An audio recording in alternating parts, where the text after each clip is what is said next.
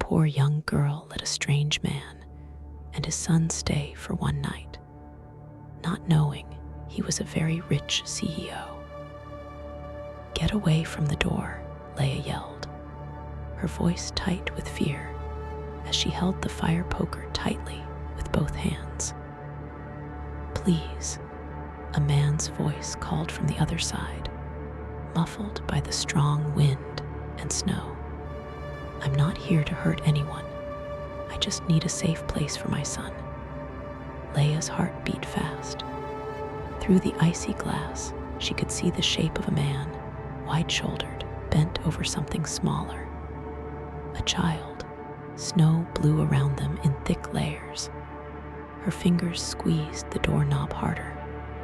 "I don't let strangers into my house," she said sharply. "Especially not men." There was a quiet moment. Then the voice spoke again, softer this time, more desperate. "I understand. I wouldn't ask if I had any other choice. He is sick. He is freezing. We just need one night to be safe from the storm." Leia thought for a moment. The cold had already started to get through the old wooden walls of the cabin. The power had gone out an hour ago, and the fireplace was the only thing stopping the living room from becoming very cold. She looked at her phone. No signal, no one to call. Just her and now them. She looked through the peephole again. The man moved a little, showing a small boy curled up in his arms. The child coughed hard, the sound sharp and painful. That made her decide. With a loud creak from the old door hinges, Leia opened the door. Snow instantly blew in, chilling her ankles through her socks. The man stepped forward just enough for her to see him better. He was tall, completely wet. His hair stuck to his forehead. The boy in his arms had his face hidden in the man's coat, his body shaking. "Come inside quickly," Leia mumbled, stepping to the side. "Thank you," the man said with a nod, carrying the boy inside. She closed the door behind them and locked it. "Sit by the fireplace. Don't touch anything else." The man did as he was told, gently putting the boy onto the old sofa and unzipping his own jacket to wrap it around the child instead. Leia watched carefully, still holding the fire poker. "Your name?" she asked firmly. "David," he replied. "And this is Eli. He's 6. He has a cough. Probably the flu, you think?" she scoffed. "You're walking a child through a snowstorm. That's very careless." David looked down, brushing wet hair from Eli's forehead. "We had nowhere else to go." Leia paused, then turned to the kitchen. "I have dry towels and instant soup. That's all." He nodded quietly, thanking her as she came back with the towels. He took them thankfully and began gently drying the boy with a father's quiet care. Leia watched from across the room, her arms tightly crossed over her chest. She disliked this, the unexpected guests, the bad memories. A year ago, she had trusted someone who knocked on her door with kind eyes and lost almost everything. Now this stranger was in her home. "Why are you out here anyway?" she asked. "There's no one for many miles." The storm has been on the news for days. David looked up, his eyes a dark shade of tiredness. "I was trying to get Eli to his grandmother's house, 2 towns away. The roads closed behind us. We got stuck. Then the car stopped working." She looked at him in the firelight. He looked normal, not dangerous, not completely honest either. There There was something hidden in his look, something he wasn't saying, but the boy. Eli coughed weakly again. Leia breathed out sharply and went to the kitchen. "Chicken noodle it is," she mumbled. Minutes later, she brought 2 steaming mugs to the fire. David thanked her softly. She gave the child's mug directly to him, then sat on the far side of the room. The silence that followed was heavy, but not unfriendly. Just the sound of the fire crackling, the occasional clink of a spoon against a cup, and the wind howling outside. Eli slowly fell asleep, his head resting on David's lap. Leia stared into the flames, forcing herself to stay awake. "You don't have to be scared," David said quietly. "I'm not scared," she replied, though her voice shook. "You're letting 2 strangers into your home. I'd say you're brave. Or maybe foolish," she smirked a little. "I'd say the same to you," David chuckled softly. It was the first time the room felt less cold. "One night," she said firmly. "By morning, the storm should get lighter, then you leave." David nodded. "One night, that's all we need." She looked over at the boy's sleeping face, then back at the man who held him so gently. For the first time in a long time, she wondered if opening the door had been a mistake, or the first right thing she had done in ages. The wind howled outside like a restless ghost, shaking the windows of the small cabin. The power had now gone out completely. The fire in the fireplace flickered with quiet strength, casting golden shadows on the walls.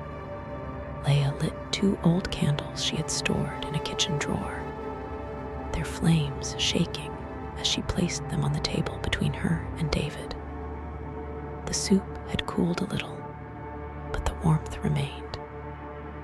Eli had only managed a few sips before falling back to sleep, covered in coats and blankets on the couch. His breathing was still uneven, but slower now, more steady. Leia sat on the floor near the fire, her knees pulled under her, hands wrapped around a cup with a chip. David sat opposite her, his own mug in hand, his face partly lit by the firelight. He looked less big in the candlelight, like a normal person, tired but calm. "She loves chicken noodle," David said after a long, quiet moment, nodding toward his son. He chuckled softly. "Sorry, it's a habit.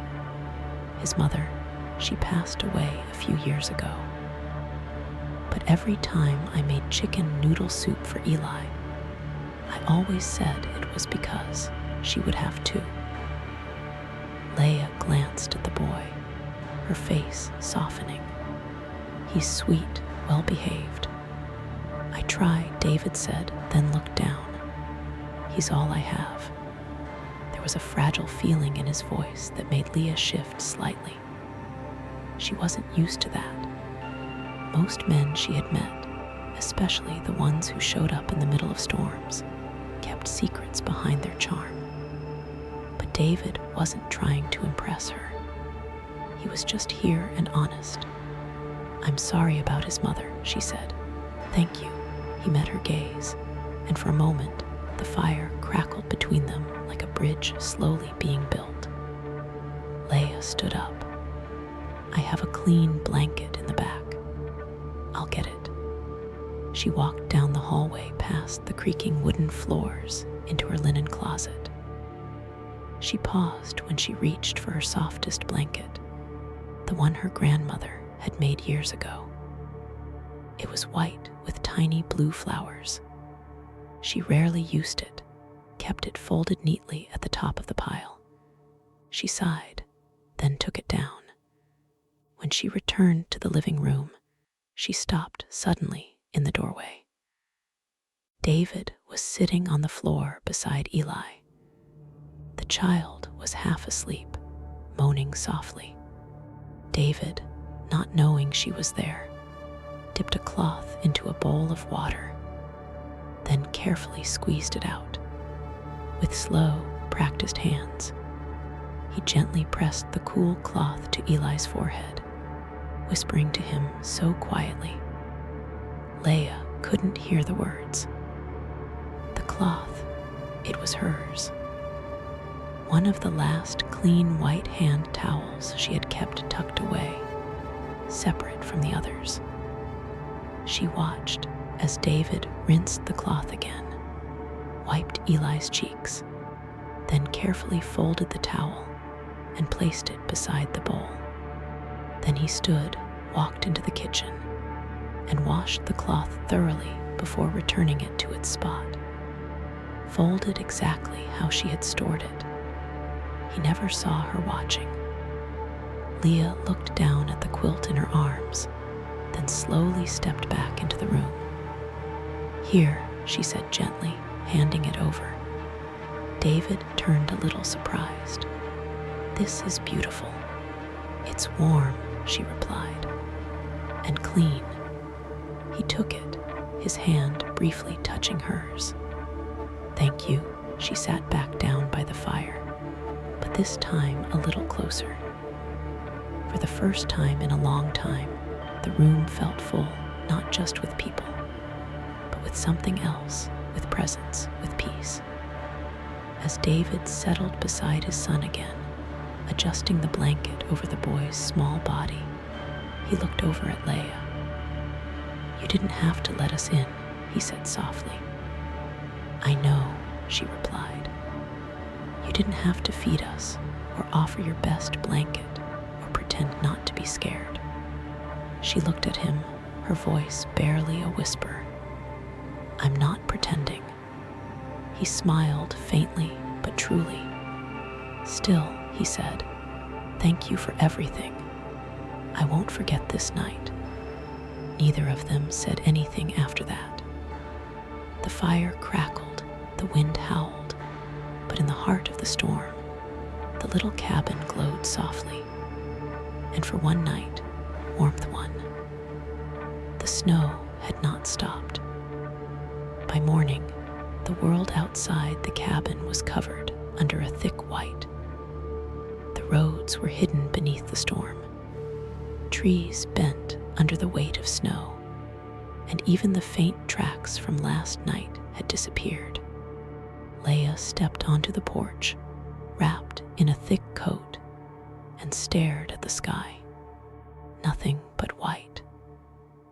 They're saying the county might not clear the roads until tomorrow, she said as she re-entered the cabin. David looked up from where he was feeding Eli spoonfuls of warm soup. Then we're stuck, she nodded. Another night at least, he met her eyes. I'm sorry. It's not your fault, she said, though her voice had a touch of tiredness. Let's make the best of it.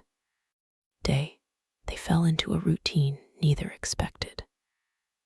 David offered to chop firewood, swinging the axe with clean, skilled power behind the cabin.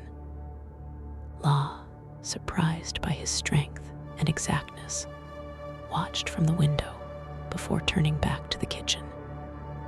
She made fresh dough for biscuits and started a pot of homemade chicken soup, the smell of thyme and garlic filling the room. When a leak appeared near the back door, David fixed it with tools he borrowed from her old shed, climbing onto a shaky chair with careful hands. He fixed the hinge on the bedroom door without being asked, and made the coat hook near the entrance stronger, smiling when Leia raised an eyebrow. You're good with your hands, she noted. Years of fixing what I couldn't afford to replace, he replied. Eli's cough continued throughout the morning. His forehead felt warm again. Leia didn't hesitate. She made ginger tea with honey, cooled it to a safe temperature, and held the cup for him to sip. She dampened a cloth with lukewarm water, checking his temperature with gentle fingers. When he became restless, she brought out a faded, much-loved teddy bear from a box in her bedroom. She sat beside him on the couch, whispering stories as she dabbed his cheeks. "It's okay, sweetheart," she murmured, smoothing his hair. "We're going to make you better." David, watching quietly from the kitchen, said nothing, but his jaw tightened. He was used to doing everything, being mother and father, protector and provider. Watching Leia care for Eli with such tenderness stirred something deep inside him. She had no duty, no reason. Yet here she was, kneeling on the hard floor beside a boy who wasn't hers, singing softly to herself while wiping sweat from his forehead. Later that afternoon, while Leia went to get more blankets, David stood at the door to the bedroom and watched. She was sitting on the floor next to Eli's bed, his small hand held gently in both of hers. She was humming a lullaby, maybe one from her own childhood. The teddy bear was tucked beside him. Her golden hair fell forward as she leaned over to press her hand to his forehead again. Every movement was full of care of being present. David's throat felt tight. He turned away before she could see the way his eyes hurt. That evening, as the wind howled outside and the cabin glowed with firelight, the three of them gathered around the living room. Leia told a fairy tale, something about a brave girl who calmed a snowstorm with only kindness. Her voice danced through the room, and Eli clapped when she finished. David made animals out of folded paper scraps, his attempts clumsy but sweet. Eli giggled as a paper moose with uneven antlers fell over. Then Eli pulled out a small notebook and some colored pencils Leia had given him. He drew quickly, his tongue sticking out in deep thought. When he was done, he tore out the page and held it up proudly. "This is you," he said, pointing to a golden-haired figure. Opening the door, the drawing showed a snow-covered cabin. A tall man and a small boy stood outside. A woman, Leia, opened the door, golden light shining out behind her. He taped it to the wall with a strip of leftover wrapping tape. "This is my second home," he announced. Leia stared at the drawing, unable to speak. David looked at her, not with thanks this time, but with something deeper. The way her fingers brushed Eli's hair, the warmth she put into everything she did, her quiet strength. He smiled, and for the first time in a very long time, he felt the delicate, scary beginnings of something he had not allowed himself to feel in years. Hope. The storm had gone.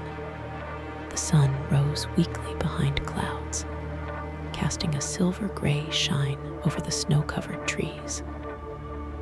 Leia stood at the doorway of the cabin, already dressed in her thick coat and scarf, her work boots making a soft crunch on the porch.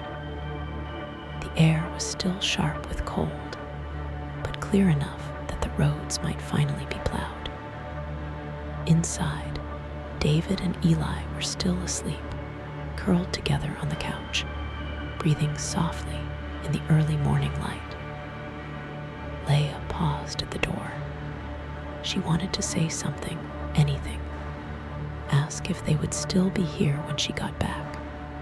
Offer them another night. But the words felt heavy in her throat. This was her first work shift in days, and she couldn't afford to miss it. So she left the fire well stoked, extra wood by the fireplace, and a small note on the kitchen counter. Back by 4, make yourselves at home. By the time she reached the town's diner, where she worked part-time, her thoughts had constantly gone to them. Every time the bell above the front door jingled, she looked up. But it was never David, never Eli. When her shift ended, she practically ran to catch the shuttle back toward the mountain. The sky was turning orange by the time she made it to her cabin. The porch was quiet. No footprints in the fresh layer of snow. No giggles from inside. Her heart sank. She pushed the door open. The fire had burned low, but was still lit. The blankets were folded neatly. The dishes in the sink were washed and drying. The room was clean, almost as if untouched. They were gone. A sharp pain grew in her chest. On the dining table lay a piece of folded paper held down by something small and smooth. She came closer slowly. The paper was light yellow, lightly lined. Her name wasn't on it, but she knew it was for her. She unfolded it. Thank you for the warmth, for the kindness, for showing me that people like you still exist in the world. I'll never forget it. There was no signature, just a line below written in softer, almost hesitant handwriting. You helped more than you know. Beside the notes had a black card. No name, no bank name, just a single small chip and a strip of numbers. She picked it up, her heart beating hard. It was heavier than a normal credit card. Smooth, mysterious. A black card, the kind only very rich people carried. She stared at it, shocked. Confusion came first, then disbelief, then something she couldn't quite name. She put it down slowly and sat on the edge of the couch where David had sat the night before, telling stories to his son. Her fingers squeezed the note. He was gone without saying goodbye, without an explanation, without her getting to say what had started to grow inside her chest. She had not expected it to hurt like this. She thought she would feel relief, space to breathe. Her house returned to her, but instead she felt an empty ache, like someone had opened a door in her heart and slipped away before she knew they had entered. Her eyes burned. The cabin was quiet, and for the first time in a long time, Leia cried, not from fear, not from pain, but from the ache of missing something she had never expected to find, and not knowing if she would ever see it again. The next morning, Leia stood in line at the only bank in town, the mysterious black card held tightly in her coat pocket. Her breath made fog on the glass doors as she waited to be let in. The entire way there, her mind had fought with itself. One part screamed to use it, the other held firmly to the one thing she had always valued, pride. When her number was called, she approached the desk with unsure steps. I found this, she said, placing the card gently on the counter. I just want to know who it belongs to. The teller gave her a strange look, but typed in a few numbers. After a few seconds, her eyebrows lifted slightly. This is a private account, the woman said carefully. No name openly linked. Very important status. I can't share details, but whoever gave you this must trust you very much. I don't want the money, Leia said quickly. I'm not here to use it. I needed to know. The woman nodded slowly and slid the card back across the counter. Leia left with more questions than answers, and she put the card away in a drawer. Never opened, never touched. Days turned into weeks. Snow began to melt. The wind became softer, and the nights grew quieter. Leia went back to her usual life, fixing up the cabin, working at the library 2 days a week, taking extra shifts at the diner when she could. But everything felt less bright. The sound of laughter from that stormy night stayed with her, as did the image of a dark-haired man sitting by the fire, making paper animals for his son. She found herself waking in the middle of the night, staring at the door, half expecting to hear a knock. Then one Monday morning, everything fell apart. She arrived at the small town library, only to find a sign taped to the door. Closed for good, money removed. Inside, her boss was packing up the last of the books. "I'm so sorry, Leia," the woman said, barely able to look her in the eye. "They stopped supporting country locations. There's nothing we can do." She walked home that day with numb legs. Every step felt heavier than the last. 2 jobs gone in less than 3 months. No family, no backup, and the bills were already growing. By the end of the week, her wood pile was getting smaller. The refrigerator was half empty. Her savings account dropped below $20. She tried selling crafts online, even her old typewriter, but nothing worked. The silence in the cabin grew heavier with each passing day. Then came the letter. It arrived on a Wednesday afternoon, slipped under her door in a thick, light yellow envelope. Her name was written by hand in neat, careful letters.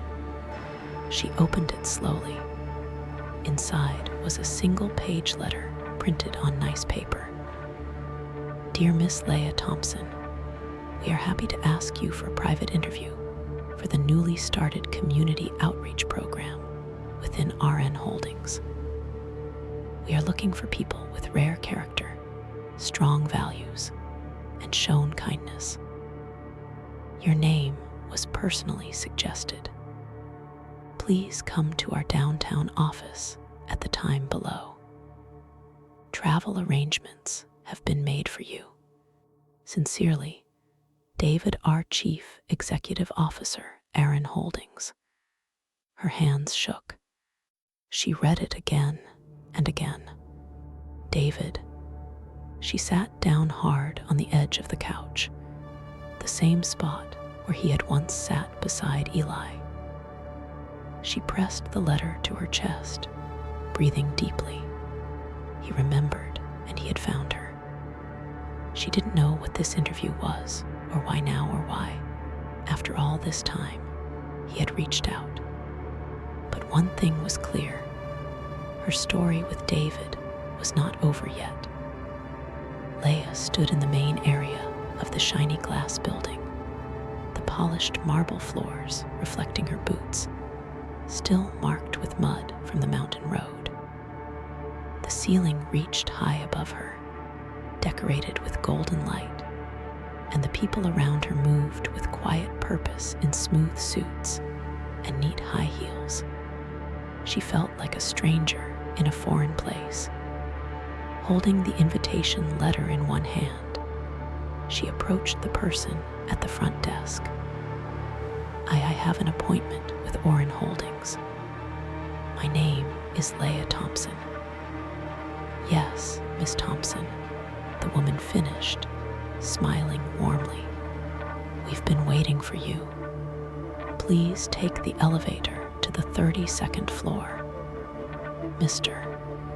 Rivera will meet you there himself."